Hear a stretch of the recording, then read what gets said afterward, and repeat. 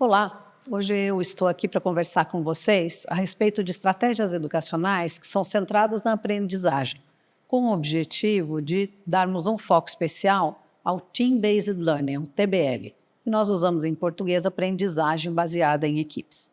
Esse é um assunto que está dentro do nosso programa, que é o Prodocs eletrônico, o e-Prodocs da Faculdade de Ciências Médicas da Unicamp. Eu sou Eliana Amaral, professora titular de obstetrícia e aqui na Unicamp, neste momento, coordeno o Núcleo de Avaliação e Pesquisa e Ensino na Saúde. Então, o que é aprendizagem?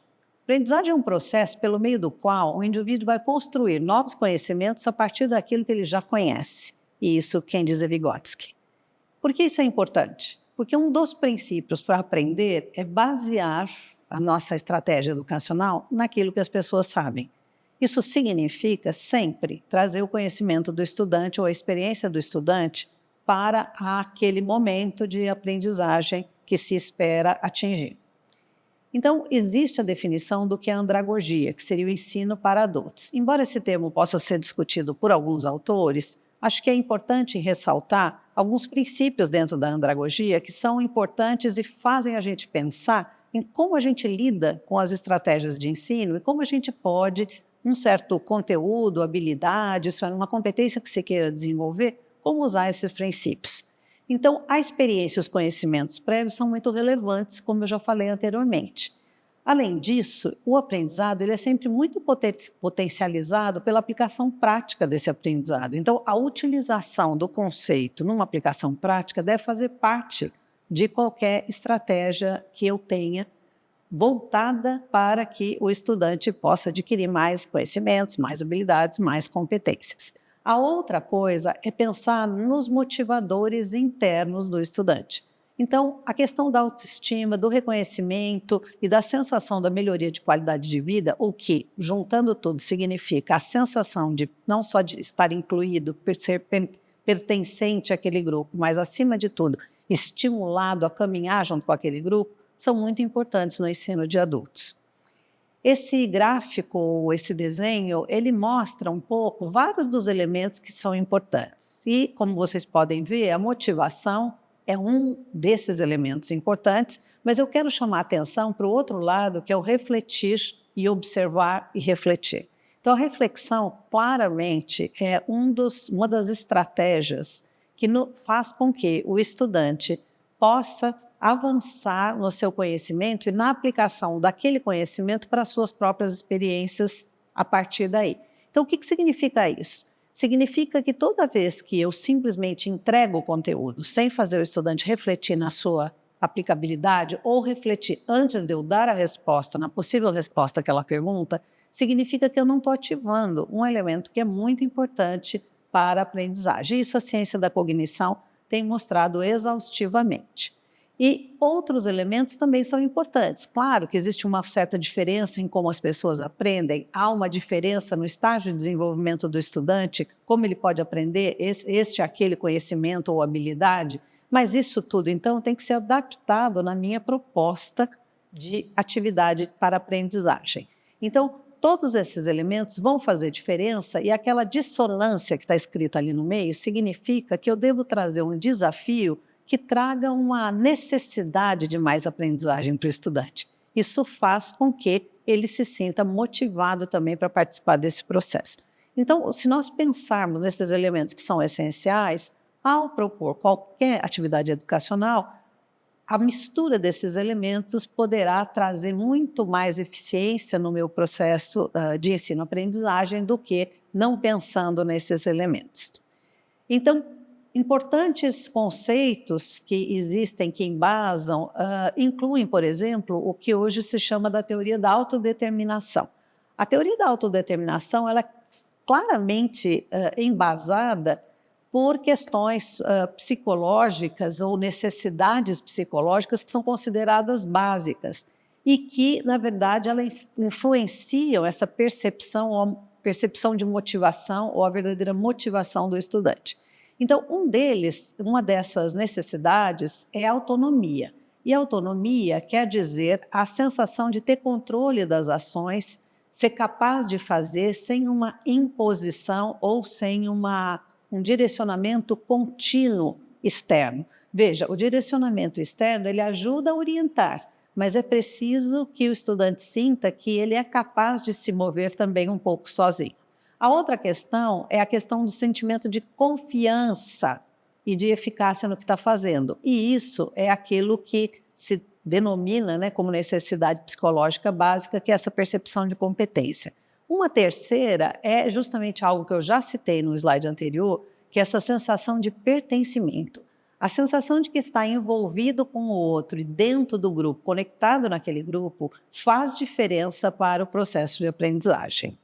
Então, para fomentar a aprendizagem, a gente deve também estimular o vínculo com os pares e com os docentes, e isso ajuda a construir, reconstruir o conhecimento num espaço que o estudante sente que é de mais segurança.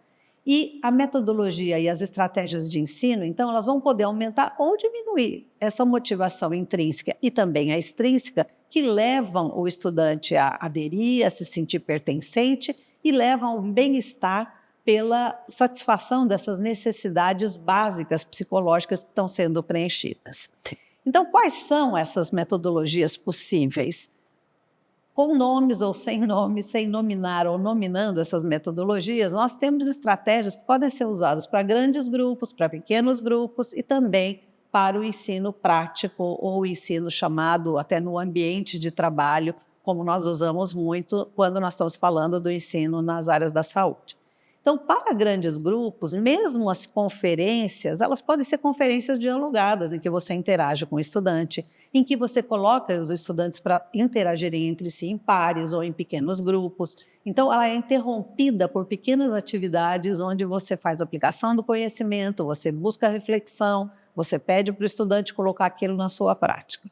Seminários também são possíveis, são estratégias boas também para serem feitas para grandes grupos, porque os seminários, você pode distribuir a responsabilidade de preparação para os estudantes e pode ser feito em grupo e, portanto, essa aprendizagem em grupo, que é muito potente, também vai acontecer. E a estratégia da sala de aula invertida nada mais é do que você solicitar que o estudante traga de casa um conhecimento que, além do dele, já, vamos dizer assim, que ele vem carregando, que ele busque uma fonte, busque não ele sozinho, mas orientado, que ele busque ler, ouvir, assistir a alguma fonte de informação, que a curadoria deve ser do professor, e que o ajuda a vir para a aula com certo preparo, então, em termos de conhecimento.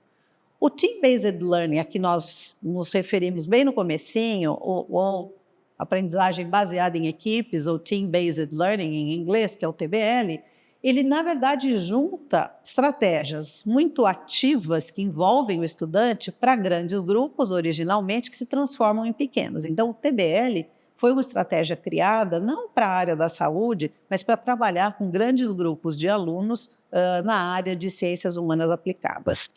E para pequenos grupos, nós temos a estratégia do Problem-Based Learning, ou aprendizagem baseada em problemas, que se refere a você trazer problemas clínicos, vamos dizer assim, em teoria, para que os alunos dissequem o que é preciso aprender dentro daquilo, que eles busquem a informação, que numa outra sessão eles tragam a resposta, que entre eles discutam. Então, dentro dessa estratégia, você está usando vários daqueles princípios que nós falamos anteriormente. E a problematização, que é trazer uma situação e a partir de quais são os problemas que estão envolvidos naquela situação, incluindo problemas, por exemplo, socioculturais e toda a abrangência daquela situação de saúde, vai fazer, então, criar um raciocínio mais complexo, mais completo e com busca de informação, com troca com os estudantes. Então, da mesma forma, nós estamos usando estratégias que vão mobilizar aquelas questões que a gente falou anteriormente. E também, obviamente, o ensino prático. Por exemplo, as simulações. Sabidamente, as simulações são muito potentes, elas colocam o estudante numa situação similar à da aprendizagem na prática, no ambiente clínico, e permitem que o estudante possa aprender fazendo, e um aprender fazendo que, se houver alguma falha, ele pode imediatamente corrigir, desde que haja feedback, desde que haja supervisão dessa atividade. Então, veja, há muitas possibilidades que usam aqueles princípios. Então, o ensino baseado assim mais na opinião ou na percepção ou na minha experiência prévia como estudante, ele deve ser substituído cada vez mais por um ensino que é baseado, sim, na evidência, porque existem hoje publicações, existe a iniciativa do Best Evidence in Medical Education, então existe um contínuo de evidência que pode ser utilizado, e a gente deve, então, se mover mais para aqueles processos, né, de ensino-aprendizagem que são baseados na ciência, assim como a gente faz na nossa área clínica de atuação. Então, passando agora especificamente para a aprendizagem baseada em equipes, como um grande exemplo da utilização de todos esses princípios, a teoria dela envolve uma série de elementos, mas ela tem como princípio várias etapas. Então, existe uma etapa que é chamada de preparação, uma etapa de garantia de preparo e uma etapa de aplicação de conceitos. Então, o que é a etapa de preparação? É aquela que acontece pré-classe, quando eu ofereço para o estudante ler alguma coisa, assistir um vídeo, fazer alguma atividade que exija dele, vamos dizer assim, se conectar com novos conhecimentos. Isso é, adquirir novos conhecimentos e conhecimentos que vão ser trazidos para o momento da classe. A garantia de preparo é a realização de testes individuais seguidos, o mesmo teste para ser refeito pelo grupo, e nós vamos então comparar como é que a minha resposta individual se confronta com a resposta quando eu decido a resposta certa junto com o grupo. Após essa etapa, tem uma etapa que a gente chama de apelação, quer dizer, dentro de uma das etapas dentro da garantia de preparo, é a etapa de apelação, onde, se os estudantes não concordarem com o que está sendo dado de gabarito, pergunta correta, é preciso haver aí um debate nesse caso. Então, o professor, que assume um papel muito mais de facilitador de aprendizagem, ele vai, então, trazer qual é o conhecimento, qual é a fonte, para dizer, não, a resposta correta seria essa ou seria aquela, tá? Então, até aqui nós estamos na fase de preparação e garantia de preparo. Terminada essa fase, que ela é bastante, vamos dizer assim, baseada em conteúdo e na discussão, ou no meu preparo individual, na minha reflexão e depois em trocar com o meu grupo, vai para a fase de aplicação do conceito. Então, eu devo trazer um problema para que o grupo resolva e decida qual é a resposta correta. Então, a primeira fase de garantia de preparo é justamente a atividade individual, em que o estudante tem que fazer testes, uma prova, né, que normalmente é na forma de testes, e ele vai fazer individualmente sem consulta, isso é, baseado naquilo que ele leu. E aí, muitas vezes, assim, mas e se eles não lerem? Bom, se eles não lerem, eles terão a consequência, os estudantes, de terem que resolver aquela prova, independente de terem trazido esse conhecimento que foi orientado. E aí vai vir a segunda etapa, onde ele vai ter que discutir isso com o seu grupo. E isso traz uma responsabilidade com o grupo. Então é importante, isso não é surpresa. O TBL não é para ser uma surpresa, ele é para ser informado aos estudantes que vai ser desta forma, e assim ele deve se preparar para essa aula ou essa atividade do dia. Como que a gente conta os pontos? Para esse estudante que fez o individual, ele recebe essa folha para marcação do gabarito, e que pode ser usada de uma forma muito interessante. Por exemplo, se na questão 1 eu sei exatamente qual é a resposta, ou eu tenho certeza de que a resposta é B, eu vou alocar para essa resposta 5 pontos. Eu tenho direito a 5 pontos por questão. Então, eu aloco 5 pontos. Mas na pergunta 2, eu fiquei em dúvida. Eu tinha mais certeza que podia ser C, mas de repente também podia ser D ou E, então eu distribuo os pontos segundo a minha certeza. E quando sair o gabarito, a minha pontuação vai ser a somatória de pontos em relação ao total das respostas certas. Então, é uma maneira bastante interessante de pontuar esse estudante na sua atividade individual de avaliação, que é a avaliação do seu preparo prévio de leitura ou de assistir a um vídeo, ou alguma coisa desse tipo. Bom, depois disso, vem a atividade em equipe. Então, eu fiz individualmente, essa é a minha resposta, são as minhas respostas, essa é a minha pontuação, e agora eu vou fazer parte de uma equipe.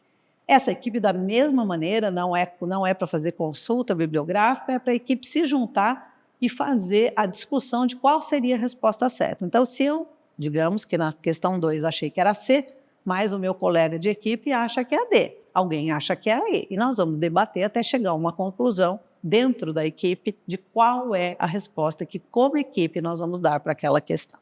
Então, essa segunda etapa permite esse debate, né, essa reflexão dentro do grupo. E, idealmente, ela deve ser feita apostando os seus 5 pontos apenas em uma das opções. De uma maneira geral, quando se faz essa atividade, o estudante individual sempre terá menor performance do que a equipe, com raras exceções. E isso serve também como uma maneira de mostrar a potência de aprender em grupo, o que é muito importante. Então, o seu aprendizado individual já aconteceu, a sua reflexão já aconteceu, você já estudou previamente e aí você tem ainda a oportunidade de estudar com seus colegas. Então, essas 2 etapas, elas são bastante interessantes já para vamos dizer assim, para qualificar o processo de aprendizagem. Vem daí a apelação. Na apelação, é preciso argumentar, então isso estimula o pensamento crítico reflexivo dos estudantes. É preciso acrescentar, eventualmente, novas referências bibliográficas. Alguém pode ir atrás e trazer e dizer, não, professor, a sua resposta B, ela não está correta porque o senhor usou a referência X, mas olhando na referência Y, a resposta correta seria C. Então, por que é que o senhor usa essa referência e eu estou vendo outra referência? Ok, pode ser que o aluno tenha razão, pode ser que o professor tenha razão. E, então, isso faz uma interação entre o professor e o aluno que é, na verdade, bastante estimulante. E lembrar que essa aprendizagem tem que ser apoiada na literatura que foi pré-selecionada. Então, o professor, esse facilitador de aprendizagem, ele tem que, hoje, fazer curadoria de material. Com tanto material disponível, a questão da qualidade do material é um aspecto bastante importante. Óbvio que fortalece o sentido de equipe, né, e a importância da equipe versus o indivíduo. Volto a dizer, há diferenças individuais em termos de como as pessoas gostam de aprender, mas, de modo geral, é sentido como muito positivo o trabalho, depois do individual, também feito pela equipe. E um efeito, vamos dizer assim, colateral secundário muito interessante é você ter a possibilidade mesmo de aprimorar a redação dessas questões, porque, eventualmente, de fato, para quem elaborou as questões, está tudo muito claro, está tudo muito óbvio, mas a gente, como professor, também comete as nossas falhas, né? Então, a fase 3 é a fase de aplicação do conhecimento. Então, eu trago daí um problema, e eu vou dar um exemplo. Eu fiz por muitos anos o TBL para os alunos do nosso 4º ano, na aula de pré-natal. O que significa isso? O conhecimento prévio de pré-natal em termos do protocolo, eles têm que estudar em casa, eles chegam, fazem sua prova individual, fazem a prova em grupo, e é a respeito de quais são as bases, né, do protocolo, o que tem que pedir, não tem o que tem que fazer. E aí a aplicação, no caso que eu usava, era um vídeo, uma gravação de uma consulta simulada em que esses estudantes que nunca tinham feito pré-natal iam julgar como é que aquela consulta estava acontecendo, se estava certo, se estava errado, se estava adequada, etc. E isso foi muito estimulante, mas, claro, é preciso um espaço de tempo onde caibam essas atividades e mais ou menos em 3 horas você consegue fazer isso com certeza. Então, num período é possível fazer isso, né? Então, os grupos trabalham na aplicação do conhecimento e quando for a pergunta de, bom, então qual é a resposta correta, é muito interessante você fazer uma pequena competição, um pequeno jogo com eles em que todos os grupos têm que mostrar a resposta correta ao mesmo tempo e aí um constata se o outro está correto, se está batendo, se não está batendo. Então, é bem interessante, é lúdica, né, a atividade e acaba sendo estimulante também. Então, os princípios fundamentais dessa estratégia, eles incluem a curadoria do material pré-sessão por esse professor ou facilitador de aprendizagem, a responsabilidade do estudante no preparo prévio e depois, como consequência, no desempenho da equipe, a nossa responsabilidade como facilitadores de formar e gerenciar equipes apropriadamente, o que significa não equipes homogêneas, mas, ao contrário, equipes heterogêneas. Eu devo realmente fazer um mix ou aleatorizar os estudantes que participam dessas equipes. As tarefas devem promover aprendizado, interação e essa desenvolvimento da equipe como tal.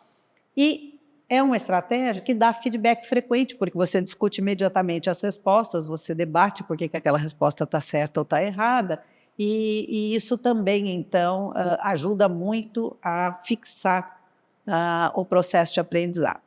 Bom, então eu disse para vocês, essa é uma estratégia que você consegue fazer em 3 horas, então vejam bem, se a gente pensar nas etapas 1 e 2, a duração vai de 50 a 90 minutos, a etapa de aplicação do conhecimento mais ou menos a mesma coisa, então vejam, o tempo máximo seria então de 3 horas, e ele pode variar aí de 2 a 3 horas, conforme você faça o tamanho, por exemplo, do teste individual e de equipe. O individual, obviamente, vai ser feito em sala de aula, assim como o teste de equipe, né?